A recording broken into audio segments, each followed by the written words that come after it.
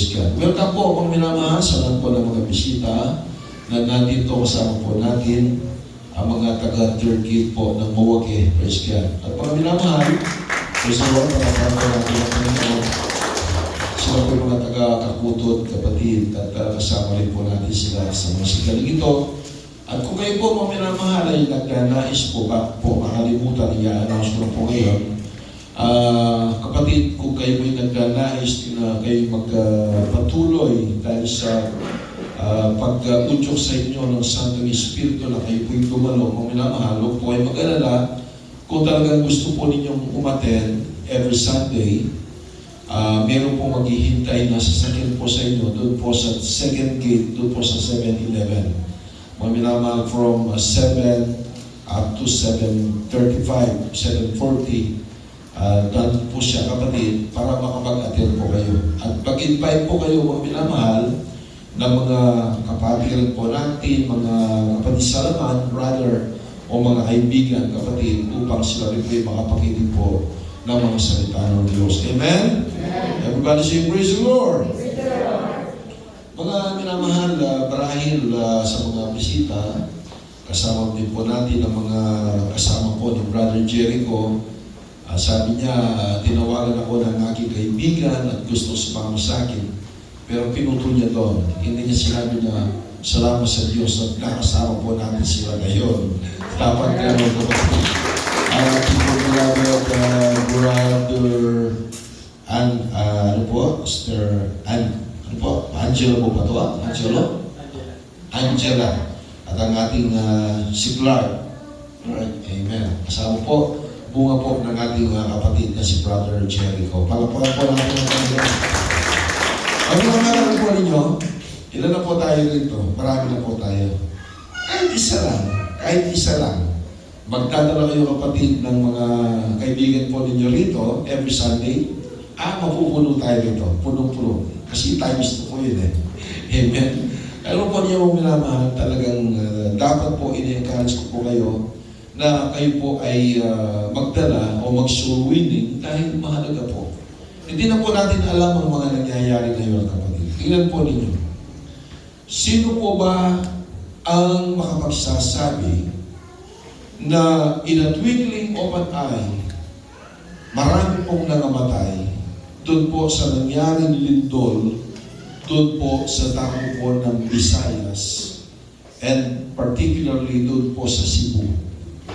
Mga minamahal, sabi po ng isang bata, isang dalagita na na-interview sa telebisyon, sa balita, mga minamahal, kasama niya na kumain yung tatay nila, pagkatapos nila kumain, biglang yumanig, kapatid, at yun na po ang kamatayan ng kanilang pamilya.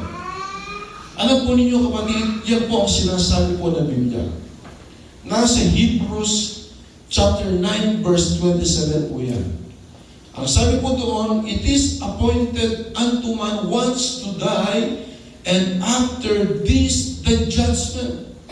Nakatakda na po sa tao ang mamatay na minsan pagkatapos ay ang paghukom. Mga minamahal, kung hindi ka naglilingkod sa Diyos, hindi mo nakikilala ang ating Panginoong Jesucristo, kumusta ka, kapatid? Ang sabi ng Biblia, it is appointed unto man once to die, after this, the judgment. Nandun kagad ang paghatol sa iyo ng Panginoon. Kaya po mga minamahal, kinakailangan na tayo po ay dapat maging handa sa paglilingkod, sa pagdating ng Panginoon anytime. Kung kailan tayo kukunin ng Diyos, hindi natin alam. Hindi po natin hawak ang ating mga buhay. Amen po ba? Ang may hawak po ng buhay po natin, walang iba, kundi ang ating Panginoong Jesucristo lamang po. So, kinakailangan na tayo po ay manalig po sa Kanya. Kagaya po nung napag-aralan po natin kanina, mga minamahal. Manalig po tayo dahil, mga minamahal, kapag kakampi natin ng Diyos, sino ang laban sa atin? Wala po. If God is with us, who can be against us? Sino raw po ang laban sa atin? Wala po, mga minamahal.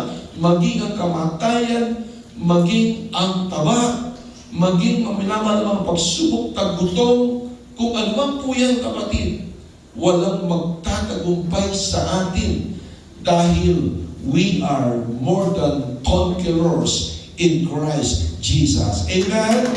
Hallelujah! Praise the Lord. Mga minamahal, tingnan po ninyo, napakaraming mga tao. Alam po ninyo, ito po ay wake-up call ng ating Panginoon. Ang Diyos, kapatid, ay mapagpahinuhon. Siya po ay banayad sa kanyang pagkagalit. Gusto po ng ating Panginoon na habang tayo po'y nabubuhay sa daigdig na ito, tayo na po ay maglilingkod sa Panginoon. Tingnan po ninyo. 1990, kapatid, nung nagkaroon po ng malakas na lindol po sa atin, pagkatapos po nung niyanig po ang bundok, anong nangyari? 1991, pumutok ang Mount Pinatubo. Noong 1990 na yun, mga minamahal, ako po ay nandoon sa sabungan sa Angeles City. Hindi pa po ako nakakilala noon sa Panginoon. Mga minamahal, grabe po. Nung niyanig po, kapatid, yung lugar na yon, yung ating lugar, hanggang sa Baguio, kapatid, yung Hyatt Hotel, ito'y bumagsak, yung mga sementeryo, nagtagiliran, kapatid, tumagilid ang mga linsyo, kapatid. Ang lakas po ng lindol na yun at ang dami po namatay. Pero mga minamahal, nung ako po, kapatid, ay nakakilala sa Panginoon dahil doon ako tinawag ng Panginoon. Alam po ninyo, ang mga churches ay napuno po, kapatid. Napuno po. Kahit saan churches napuno, mga minamahal. Dahil, kapatid, natakot po ang mga tao. Doon na po sila lumapit sa ating Panginoon at isa po ako doon na lumapit sa Panginoon dahil tinawag na ako ng Diyos noong oras na yun. Mga minamahal, ang sabi nga ng ating napag-aralan, tinalakay ng ating brother Elion, mga minamahal, ang sa lahat ng bagay ay pasalamatan natin sa Panginoon. Amen? In everything, give thanks to the Lord, for it is the will of God. Maganda man ito, masama man ito na nangyari sa buhay mo, ito po, kapatid, ay para sa ating ikabubuti. Amen po ba? Amen? Kaya po, minamahal, ang lahat ng bagay ay pasalamatan. Ngayon, kapatid, nagtatanong po tayo, bakit nagkakaroon ng lindol? Saan pa nagagaling ang lindol, kapatid? Tingnan po natin. Mga minamahal, ang ating pag-aaralan, hindi na po tayo babase doon sa human wisdom o human understanding na ito po, kapatid, ay pinag-aaralan ng mga volcanologists at mga seismologists, kapatid. Ito na po ang ating babasihan ngayon, ang salita ng Diyos. Saan pa nagagaling ang mga lindol? Mga minamahal, tingnan po natin. Mga minamahal, dito po sa Nahum, ito po ngayon lang ito napag-aralan. Palaging hindi pa ninyo narinig itong Nahum, ngayon pa lang. Nahum, chapter 1, verses 5 up to 7, kapatid. Ang lindol pala, mga minamahal, kapag nagagalit ang Diyos, nagkakaroon ng lindol. Galit ang Panginoon. Kasi gusto ng Diyos at mayroong planong Panginoon, nagagalit siya dahil ang tao, mga minamahal, sumama ng sumama ang tao, pasama ng pasama ang tao, kaya nagagalit ang Panginoon para ang mga taong iyon, mga minamahal, na gumagawa ng patuloy na kasalanan sa harap ng Diyos, sila po ay manumbalik at lumapit sa Diyos. Nahum 1:5 hanggang 7. Ang mga bundok ay nanginginig. At ay nagiginig sa harapan niya. Ang mga burol ay natutunaw. Ang lupa'y nawawasak sa kanyang harapan. Ang saglibutan at ang lahat ng naninirahan doon. Sino ang makakatayo sa harap ng kanyang galit? Sinong makakatagal sa bangis ng kanyang galit? Ang kanyang puot ay ibinubuhos na gaya ng apoy at ng malaking bato ay binabasag niya. ang Panginoon ay mabuti, isang muog sa araw ng kaguluhan, at nakikilala niya ang mga nanganganlong sa Kanya. Palakpakan po natin ang Panginoon. Ito po kapatid, sa galit ng Panginoon, ang mga bundok ay nanginginig. Imagine na. Ang mga bundok ay nanginginig, ang mga bato ay natutunaw, kapatid, dahil sa puot at sa galit ng Panginoon. Kaya nga po, kapatid, maging ang mga bundok ay nagbibiyak, maging mga minamahal ang sabi ng Biblia, darating ang araw, kapatid, na wala ka nang makikitang bato na nakapatong sa kapwa bato. Ibig sabihin, wala ka nang makikitang building. Ang mga building sa Manila, sa Metro Cebu, sa Metro Davao, kapatid, ang lahat ng mga laking building na yan lahat ay mawawasak, yan lahat ay mapapatag dahil sa galit ng Panginoon, dahil sa mga malalakas na lindol, kapatid. Mga minamahal, kung wala ka sa kamay ng Panginoon, saan ka dadamputin, kapatid? Sino ang iyong sasandigan? Sino ang magkakalung sa iyo, mga minamahal? Sino? Wala, kapatid. Pero salamat sa Diyos dahil meron tayong Diyos na kinikilala, walang iba kundi ang ating Panginoong Jesucristo. Siya ang nangako sa ating mga minamahal. Ang lahat ng bagay na yan, mga minamahal kapatid, hallelujah, ay walang kwenta yan. Dahil ang sabi ng Biblia, we are more than conqueror in Christ Jesus. Ang lahat ng minamahal ay mapagtagumpay. Bakit? Dahil kasama natin ang ating Panginoong Jesucristo. Amen? Everybody say, praise the Lord. Kaya po mga minamahal, ito po, kung ang bundok ay nanginginig, at maging si Satanas, kapatid, ay nanginginig, dahil alam ng Diyos, alam ni Satanas, mga brother, alam ni Satanas na mayroong Diyos. Bakit?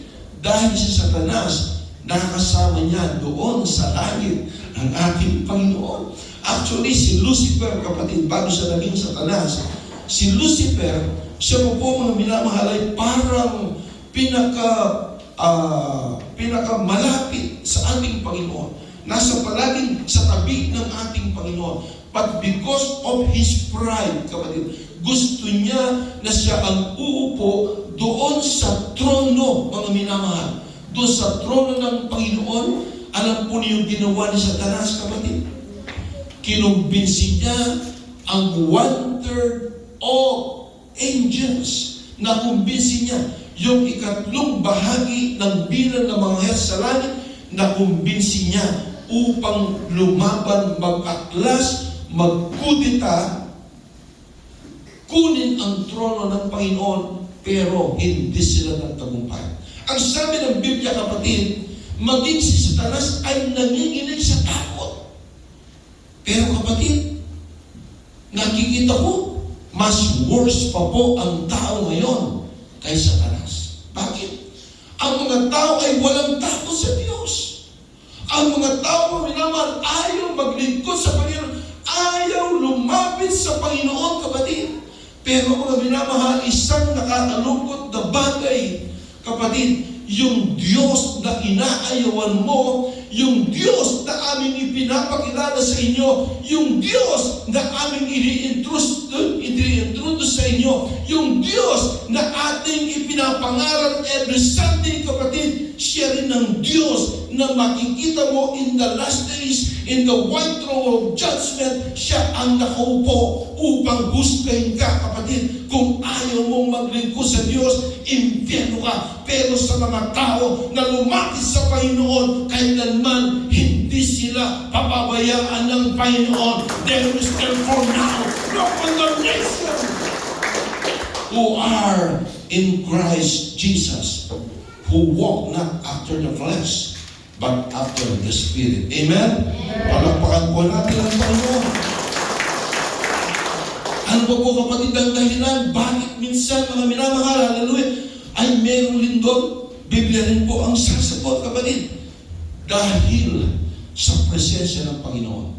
Kapag bumababa kapatid ang ating Panginoon, nagkakaroon ng malakas na lindol. Nung kapatid, nung nakakulong po itong si Pablo at si Silas, kapatid, angel lamang po ang minamahal. At nung nabuhay na magulit Panginoon, may bumubag anghel kapatid. Alam po ninyo, talagang lumindol po ng napakalakas. Angel lamang po yun. How much more kapatid, yung presensya ng Panginoon. Malakas ang lindol. Basahin po natin kapatid. Dito po sa Exodo, Kapitulo 19, versikulo 18. Sa English po tayo, brother Leo, tapos Tagalog po tayo. Ang sabi po dito mo na mahal, and Mount Sinai was altogether on a smoke because the Lord descended upon it in fire. So na, ang ating daw po Panginoon Diyos kapatid, siya po ay bumaba, mga minamahal, na parang, mga minamahal, parang apoy, and the smoke thereof ascended as the smoke of a furnace, and the whole mount quaked greatly. Ang buong bundok kapatid ng Mount Sinai, ito po ay niyanig at yumanig kapatid dahil lamang po sa presensya ng Panginoon nung bumaba ang Diyos upang kausapin si Moses kapatid. Kaya po naman, Mr. Kataka po tayo, yung mga nagpa-prophecy kapatid, nag-speaking tongues po muna mahal, hallelujah. Pagkatapos sasabihin, ako si Jesus. Kapatid, mali po yun. Para po sa akin, yun ay masamang baka humanan lang po yun. Dahil kapatid, kapag bumaba ang presensya ng Diyos, kapatid, bumaba ang Panginoong Jesus, ang kapiling po natin ngayon ay ang Santong Espiritu ng Diyos na buhay. Amen po ba? Amen. Ang Espiritu Santo, ito po ay nasa puso po natin. Pero kapag ang Diyos ang siyang bumaba, pag minamahal, mismo ang Diyos, baka mamamatay po tayo lahat dito sa ninig at sa lakas, kapatid. Amen? Amen. Kaya po mga minamahal, dito po, sabi po, ang Diyos, ang presensya ng Panginoon, siya po ay bumaba at naginig ang buong Mount Sinai o Sinai na kung saan kinuha ni Moses yung 10 Commandments. Nung nakipag-ugnayan si Moses sa Panginoon, kapatid, nanginig ang bundok ng Sinai. Kaya po mga minamahal, grabe po. Imagine mo ito, mind-blowing kapatid, mind-blowing. Mag-imagine ka, kung ang mga bundok ay nanginginig. Kapatid, bakit ikaw hindi ka nanginginig sa takot sa Panginoon? Kinakailangan na tayo po'y manginig sa takot sa Panginoon. Dahil kapatid, ang ating sinasamba po rito, hindi po rebulto kapatid, hindi po tao, bagkus ang ating sinasamba, siya ang Diyos ng mga Diyos, Panginoon ng mga Panginoon, hari ng mga hari, walang iba, kundi ang ating Panginoong Jesucristo. Amen. Everybody say praise the Lord. Kaya po mga minamahal, kahit nung namatay ang Panginoon, kapatid, alam po niyo yung sabi po nung nayuyako, yung bumaba, ang minamahal sabi mo, it is finished, ang sabi po niya, tapos namatay ang Panginoon. Alam po ba ninyo kapatid ang nangyari? Lumindol ng malakas. At ang sabi sa Biblia kapatid, maging ang mga nicho, ito po'y nangabuksan at tumayo, kapatid, naglakad ang mga nangamatay. Dahil, kapatid, sa kapangyarihan ng Diyos. Ito'y kapangyarihan ng Diyos. Amen po ba? Imagine that, mga minamahal. Kaya po, hindi po biro-biro ang presensya ng Diyos. Hindi po biro-biro ang kapangyarihan ng Panginoon. Kaya ka, kapatid, na patayin. Kaya tayo patayin ng Diyos oro mismo ngayon sa oras kong ito, kapatid. Kaya yan ang ating Panginoon. Kaya wala tayong pwedeng ipagmalaki sa ating Panginoong Jesucristo. Hallelujah! Ang gawin mo, kapatid, ay ang matakot ka sa ating Panginoon. Ang gawin mo, every Sunday, maglingkod ka, sumamba tayo, umawit po tayo, magpupuri tayo sa pangalan ng ating Panginoon. Magsama-sama po tayo. Dito, sa lugar na ito.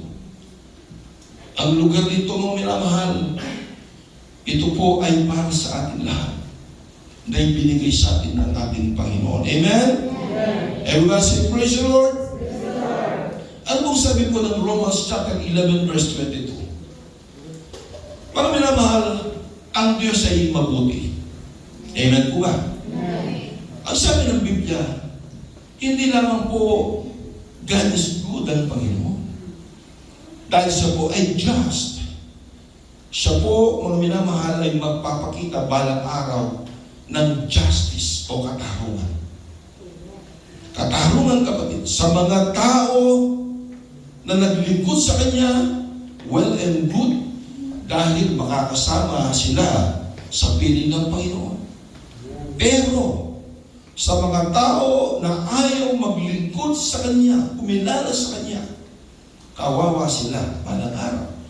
Ang sabi po ng Romans 11:22, tingnan mo nga ang kabaitan o kabutihan at ang kabagsikan ng Diyos sa mga nahulog ay kabagsikan, ngunit sa iyo, sa atin ay ang kabaitan ng Diyos.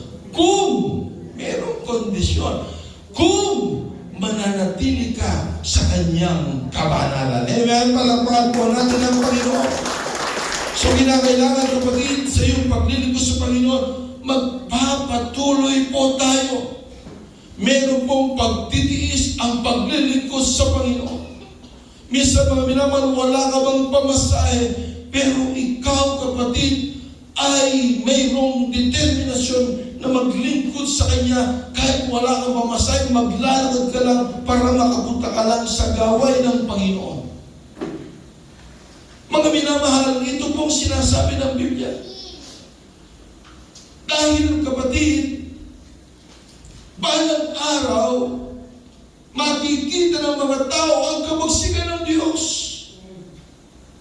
Okay, sa ating kapanahunan, mga minamahal, ang Diyos ay banayan sa Kanyang pagkagalit. Ang Diyos ay mapagpahinuan, kapatid. Pero minamahal, kahit na ikaw, na tatay ka ng pamilya mo o nanay ka ng pamilya mo, kapag, kapatid, masyado ng matigas ang ulo ng iyong anak, ano ang gagawin mo, kapatid?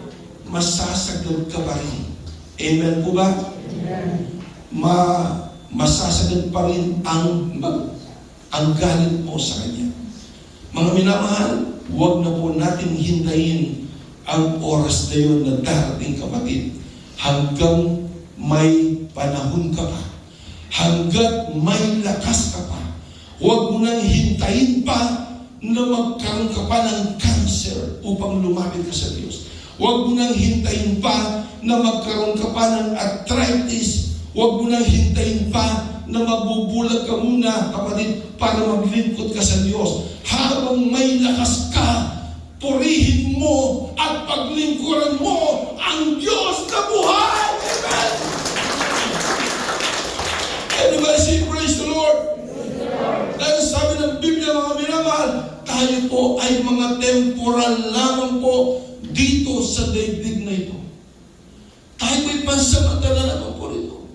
Ang sabi po ng Biblia, mga minamahal, that we are all strangers in this world.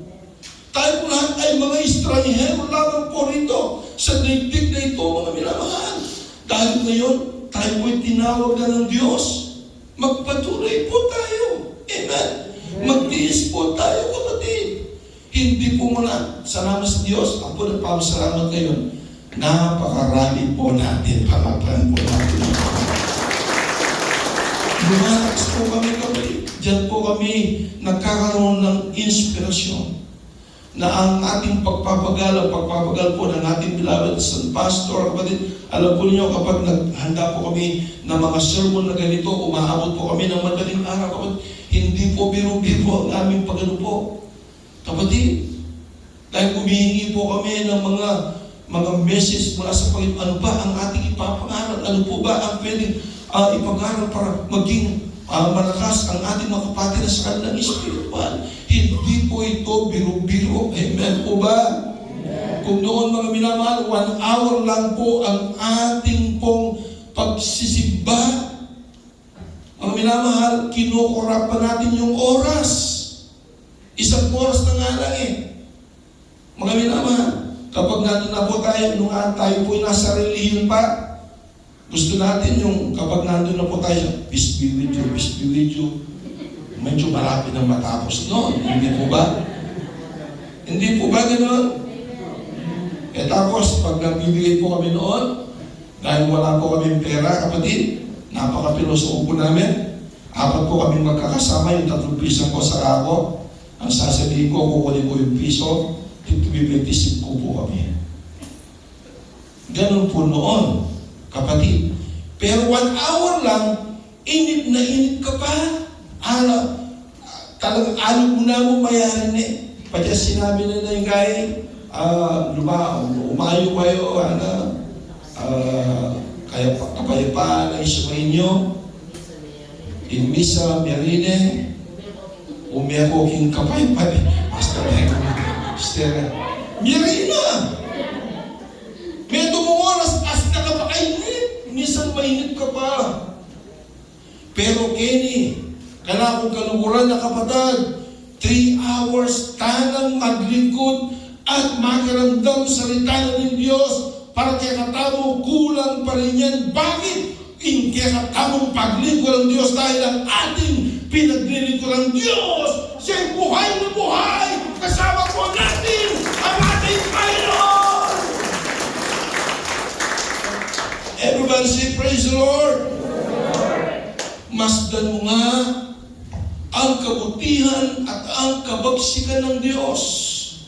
Kabagsikan sa mga nangahulog, ngunit sa iyo ang kabaitan ng Diyos kung mananatili ka sa Kanyang kabaitan. Palakpakan po natin muli ang Panginoon. At mga minamahal kong kapatid, kagaya ng napapag-aralan po natin mga minamahal, wala na po kapatid na paghatol sa mga lakay Kristo Jesus.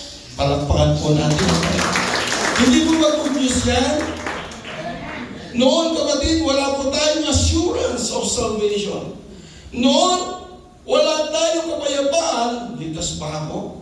Palagi naman ako sa simbahan. Ligtas ba ako? Nagtatanong ka.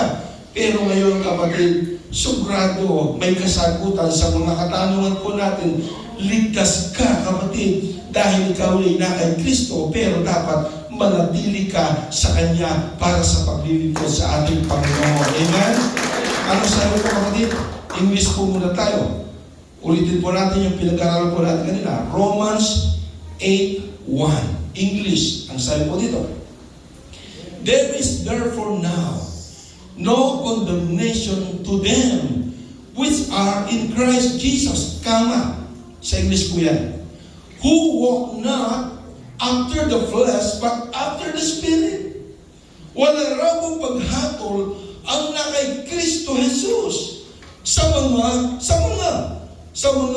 lumalakad sa Espiritu at hindi na lumalakad sa laman. Amen? Kasi sa Tagalog, kapatid, tinubol yung brother yun, no? I-compare lang po natin. Kasi ewan ko kung sinong nag-translate ng Tagalog. Pinutol, kapatid. Pero meron po kasunod sa English. Ang sabi ko dito, ngayon nga'y walang anumang paghatol sa lakay Kristo Jesus. Period. Wala na yung lumalakad sa Espiritu at hindi na sa laman. Kapatid, tingnan po ninyo, so po kayo magre-rely doon po sa Tagalog. So, minsan, kahit hindi tayo marunong sa English, magbasa rin po kayo ng English. Amen? Kayo po mga minamahal, totoo po ito. Kasi mga minamahal, kung sasabihin mo na Kristiyano ka na tinawag ka na ng Diyos,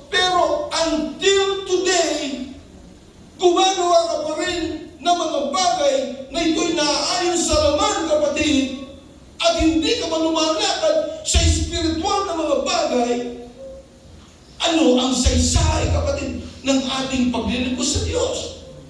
Ano kaya ang saysay po noon?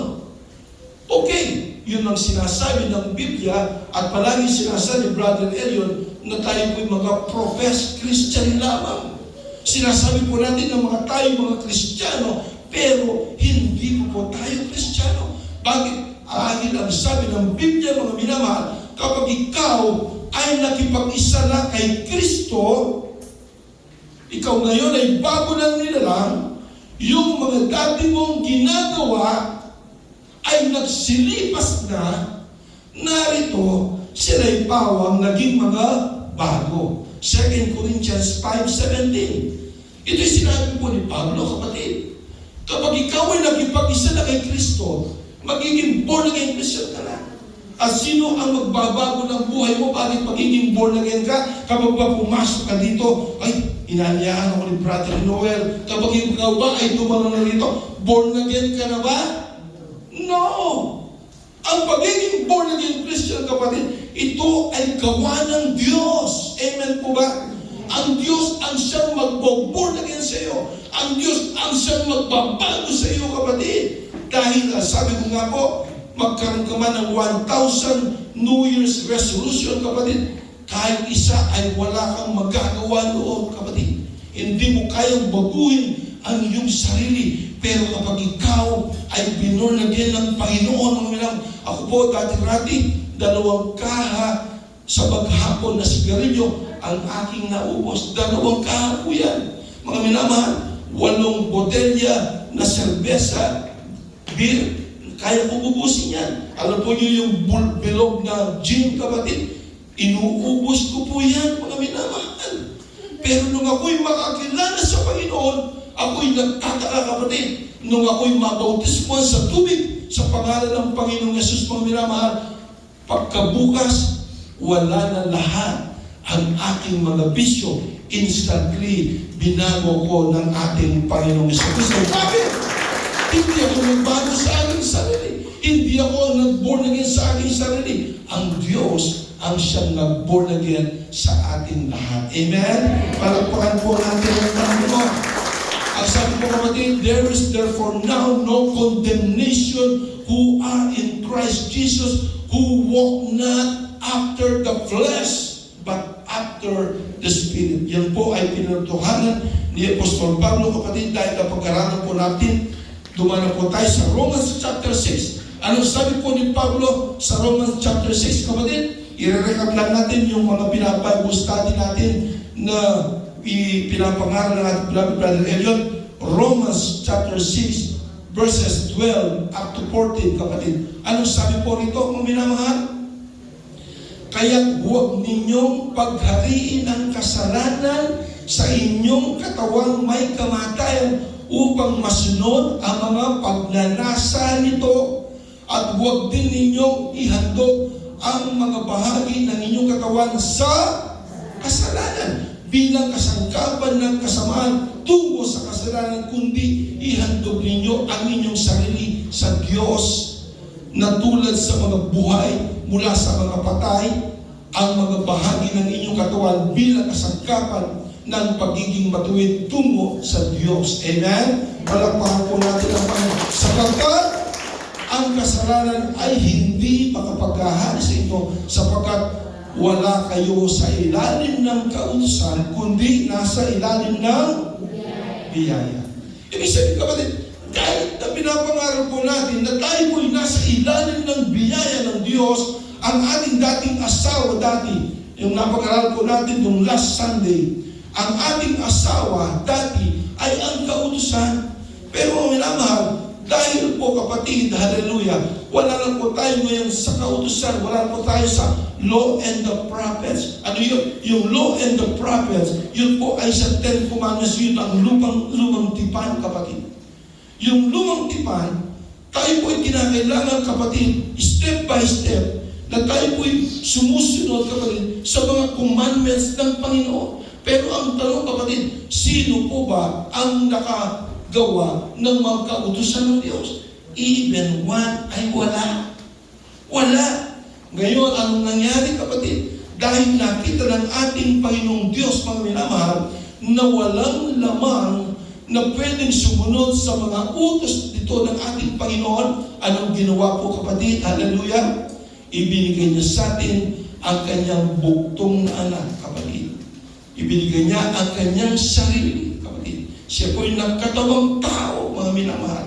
At tinawag siyang anak ng Diyos. Kapatid, siya ang gumanap ng mga kautusan nito. Ngayon, dahil ginanap niya, nagawa na niya, natupad na niya, ang pagtupad ng kautusan, ang gawin mo na lamang dahil hindi mo yan natupad, yung mga kautusan na yon, kapatid, ang gawin mo na lamang ay ang sumampalataya ka sa mga ginawa ng ating Panginoong Jesucristo at ang righteousness ng Panginoon. Ang sabi ng Biblia, kapatid, hallelujah, seek ye first the kingdom of God and His righteousness, and all these things shall be added unto you. Hindi po ang iyong righteousness, hindi ang iyong katwiran, hindi ang ating self-righteousness, but rather, kapatid, ang righteousness ng Panginoon. Ang sabi ng Biblia, at ang katwiran ng Diyos o ang righteousness ng Diyos ay kanyang ibinihis sa atin. Amen? Kaya po kapag nandun na po tayo, kapatid, sa white throne judgment, hindi na po nakikita ng Diyos, kapatid, yung ating mga pagkatao, yung ating mga kasalanan. Bagkus, ang nakikita ng Panginoon, yung nakabihis po sa atin, walang iba, yung righteousness ng ating Panginoon. Amen! Doon po tayo, kapatid, masisave.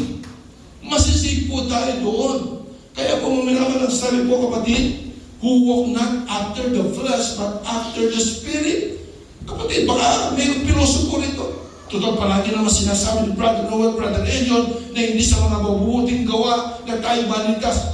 Ganun pala. Pwede na pala magsugal, pwede na pala magtongking, pwede na pala magmadyong, pwede na pala lahat. No, kapatid, no! Ano sabi po ni Pablo, kapatid?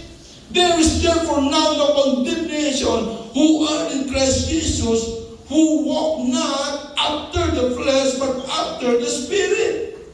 Romans chapter 6, kapatid, binasa po natin mga naman na huwag nawa ang lamang ito, kapatid, ang siyang lalakad pa rin dahil hindi na po, dahil binago na po tayo ng Panginoon, tinawag na po tayo ng Diyos. Amen? So kinakailangan magpatuloy po tayo sa biyaya, grasya ng ating Panginoon Jesus Cristo. Amen? And praise the Lord! At mga minamahal, yung pagpananampalataya sa Diyos, ang sabi po ng Biblia, mga minamahal, therefore being justified by faith, we have peace with God through our Lord Jesus Christ. Yung ba mga minamahal, ang sabi nga po kapatid, for by grace we have been saved through faith. Period na ba yun mga minamahal?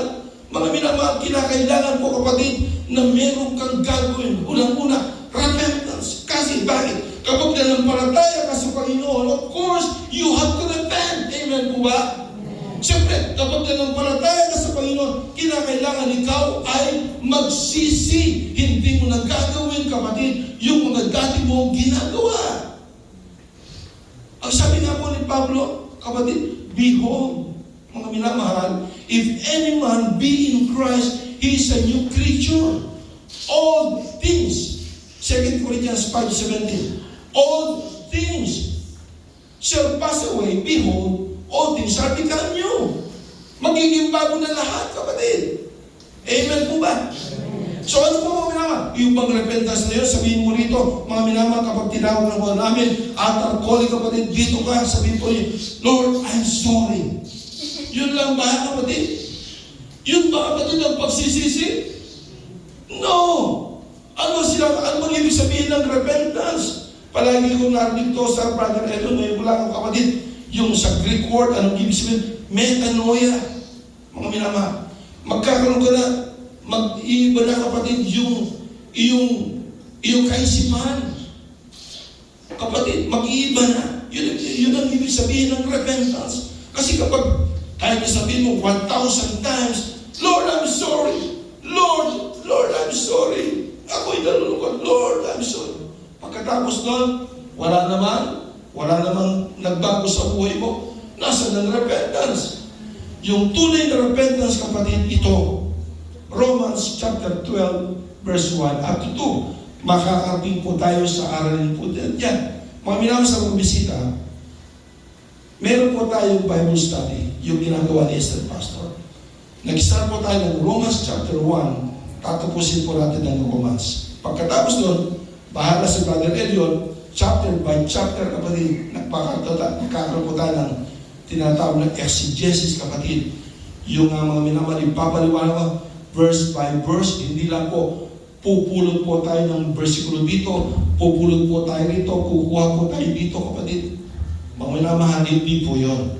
Para makuha po natin yung full context ng Bible. Amen po ba? Kasi kapag pinulot mo ito, hindi mo nang binasa yung unang verse, hindi mo binabasa yung kasunod na verse, kapatid, doon nga po nagkakaroon ng problema. So, ibig sabihin, para maunawaan po natin ang mga salita ng Diyos, kinakailangan buo talaga. Amen?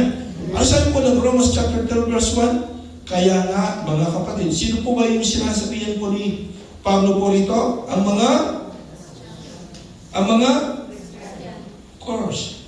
Sabi po din, kaya nga mga kapatid, tinawag na kapatid, sila kapatid niya sa Panginoon, sinasabi mo sa inyo, I beseech you, sabi niya, alang-alang sa mga kahabagan ng Diyos na inyong ialay ang inyong mga katawan na isang haing buhay, banal na kasiyasiya sa Diyos na siya ninyong makatwirang paglilingkod. Amen?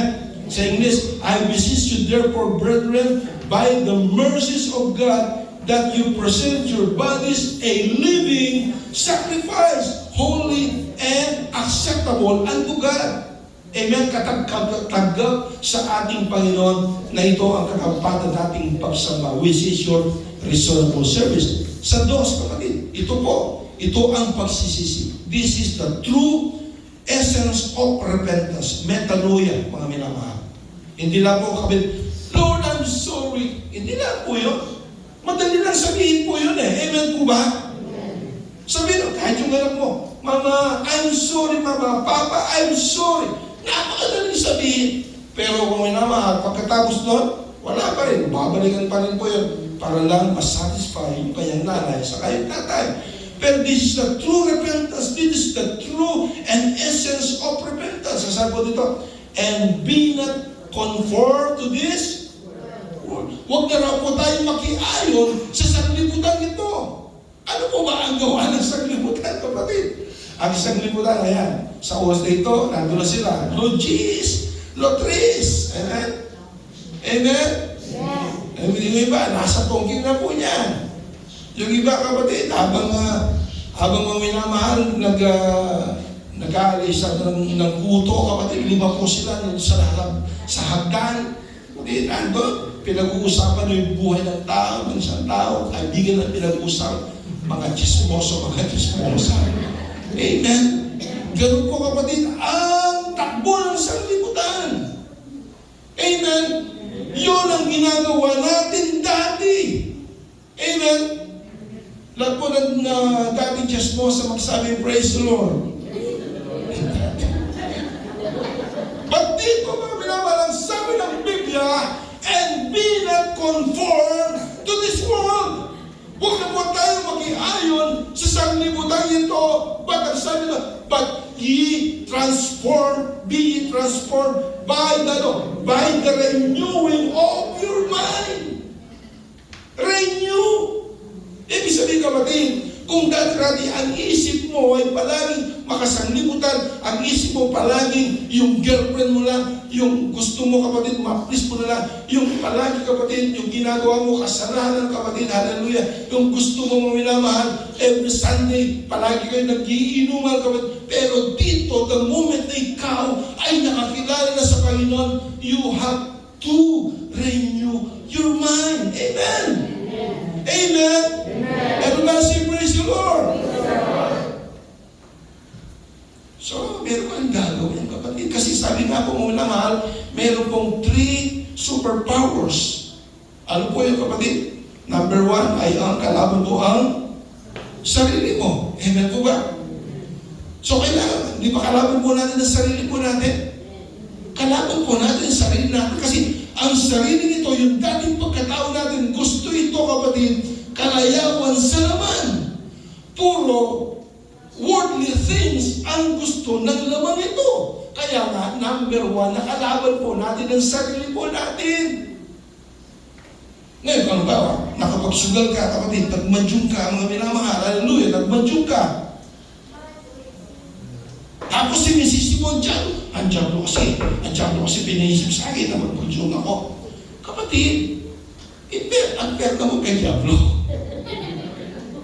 Una-una nga kapatid, kalaban mo ang sarili mo. Amen po ba? Kalaban mo ang sarili mo. Pagkalawa kapatid, yung mga superpowers kapatid, mga principalities of this world, mga prinsipyo, mga kaalaman ng mundong ito kapatid, ang mga power of darkness, yan. Yan ang mga kalaban natin. At ang sanglibutan ito, ito ba? Be not conformed to this world, but be transformed. Mag-iba po tayo by the renewing of our mind.